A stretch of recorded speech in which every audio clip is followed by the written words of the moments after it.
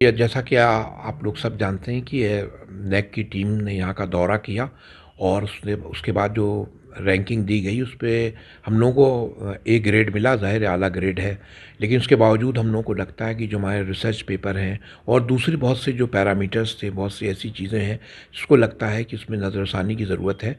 और ये नेक के जो ज़वाबित हैं उनके मुताबिक अगर आपको रैंकिंग से आप मुतमईन नहीं हैं या आपको लगता है कि इस पर नज़रसानी की जाती है, तो उसका एक बाकायदा एक प्रोसीजर है, एक ज़ाब्ता है। तो उसके तहत यूनिवर्सिटी ने अपील दायर करने का फ़ैसला किया है।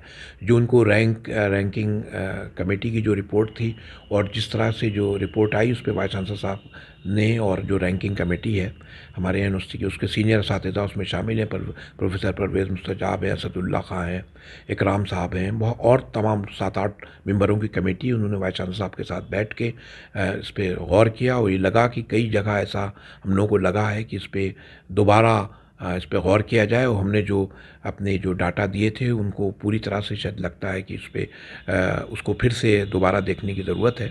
तो इसलिए वाइस चांसलर साहब प्रोफेसर तारिक मंसूर साहब ने ये कहा है और ये हम लोग यूनिवर्सिटी ने फ़ैसला किया है कि हम इस पूरे मामले को फिर से एक बार नैक कमेटी के पास ले जाएंगे। उनकी जो रिव्यू कमेटी है वो इस पर गौर करेगी और हमें पूरी उम्मीद है कि हम लोगों को ये जो ग्रेड मिला है, ए ग्रेड मिला, उससे बढ़कर ए प्लस या ए प्लस प्लस ज़रूर मिलेगा।